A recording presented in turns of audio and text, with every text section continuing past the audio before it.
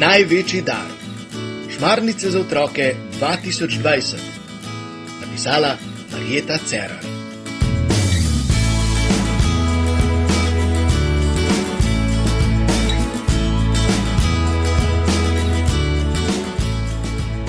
Osmi dan šmarnic. Marija pride k nam na obisk. Polonina mami ima svoje otroke zelo rada. Zato je dogodki, kot je bil tisti svečo, malo jezijo in vržejo iz tira. In ko je tako, s svojimi prijateljicami obišče Marijo. Po navadi gredo na Brezje. Tam se z Marijo pogovarjajo in zaupajo vse skrite in manj skrite želje srca in ji v varstvo izročijo vse, ki jih imajo rade. In to res pomaga.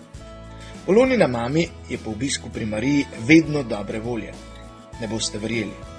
Marija ji tudi odgovori, vendar ne z besedami, ampak s stvarmi, ki se dogajajo v družini. Bilo je tik pred Božičem. V naši župniji je navada, da v adventnem času od hiše do hiše roma kip Marije Romarice. Družina ga sprejme, ob njem moli, poje, se pogovarja, dela in podobno. Letos se je tudi naša družina odločila, da Marijo Romarico sprejme na obisk. Mami je bila živčna, kot da bi v hišo prišla angleška kraljica. Vse smo morali počistiti, kupila je lep šopek in nove svečke. Zvečer, ko smo šli k maši, da bi Marijo prevzeli, smo morali še vsi k spovedi. No ja, že res, da se je bližal praznik, ampak mami si je s tem obiskom vseeno dala malo preveč dela. V šoli sem prijateljici Lani razlagala, da pride k nam na obisk Marija. Lana pozna ta običaj, ker skupaj hodiva k veruku in je njena babica že gostila Marijin kip.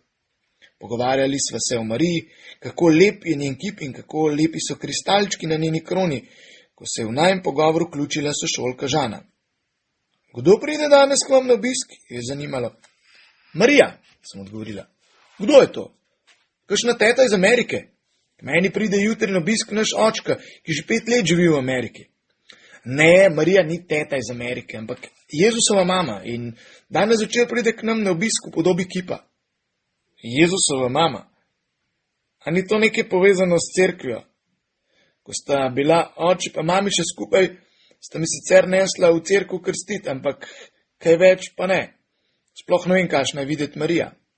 Kaj? Da ne veš, kakšna je Marija, je bila zgrožena Lana. Marija je žena, ki nosi modro obleko in bel plašč in je res lepa in na glavi ima krono iz 12 zvezd in v teh zvezdah so kristalčki in ja, Lana. Žani moraš pokazati Marijino sliko ali kip, da bo videla njeno podobo, sem dodala. Kaj pa delate, ko vas obišče Marijin kip, je vprašala Žana. Zvečer gremo najprej k maši, pri kateri sprejmemo njen kip. Ko pridemo domov, ga postavimo na posebno mesto, ki smo ga pripravili samo zanjo. Nato prižgemo svečke in ob njej molimo rožni venec, pojemo pesmi, ki so posvečene Mariji, jo prosimo in se zahvaljujemo. Pa to res pomaga, molitev prošnje in zahvale? Ja, pomaga, samo verjeti moraš.